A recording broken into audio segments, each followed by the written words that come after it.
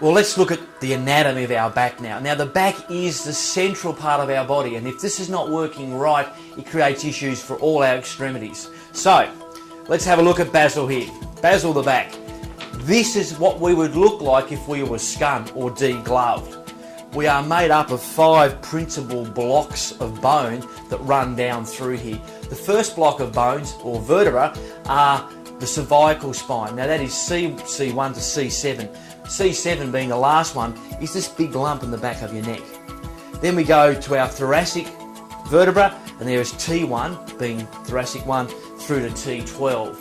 And then we have 5 lumbar vertebra, that is L1 to L5, which end down here, and then we work our way into the sacrum and the coccyx, which makes up part of our sacroiliac joint.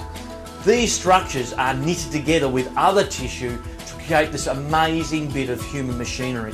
So what we've got here, we've got these bony vertebrae. Now these bony vertebrae play a number of roles.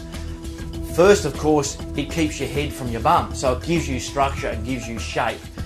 These wings out the back, these spinous processes, their job is to be an attachment point for ligaments and tendons.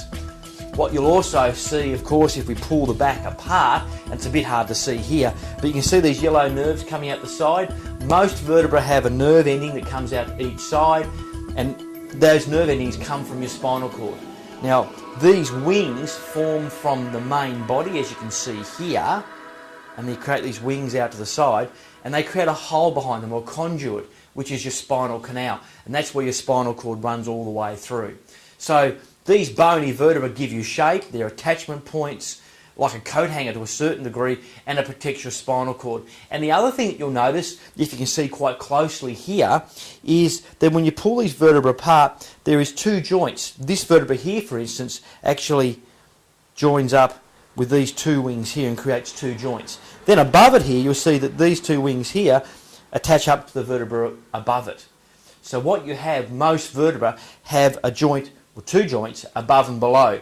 Now their job is basically to stop you bending back too far, because if you bend back too far, what they'll actually do is they'll actually lock up and stop you from going too far back. And what they also do is when you turn too far, they basically jam up and put pressure through other parts of your back. So that's the job of the vertebra. Okay, let's talk about discs now. Now discs are those sort of marshmallow type objects between the vertebra. Now they have some pretty unique qualities. I guess the first thing we should understand about discs are that discs have a pretty poor blood supply, and that means that if we damage a disc, they don't really repair themselves very well, if at all. The next thing we have to realise about discs are that they are squashy. I guess the best analogy for a disc is if you've got some silicone, you squirt it on a table into a round disc about this thick, came back tomorrow, peeled it off the table and started squeezing it, that's what they would feel like. They're sort of dry on the outside, but they still squishy up a bit, and in the middle there's this sort of viscous material. I guess the thing we have to remember about discs are that we've either evolved from 4 legs up into 2 legs, or we've been created, depends on your theories, onto 2 legs, where we have gravity pushing us into the ground. So discs have evolved being able to cope with pressure straight up and down. The problem comes when we start putting uneven pressure on those discs. So rather than having squash like this, we start tilting like this or like this. We bend the wrong way forward or back.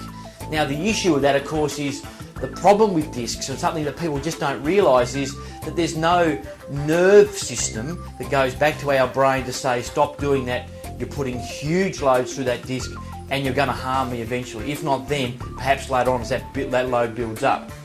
That's why when we say we want you to bend and maintain certain positions, it's not because you're going to feel a whole lot different initially, it's because it's going to stop the opportunity for your body to break down and accumulate over time.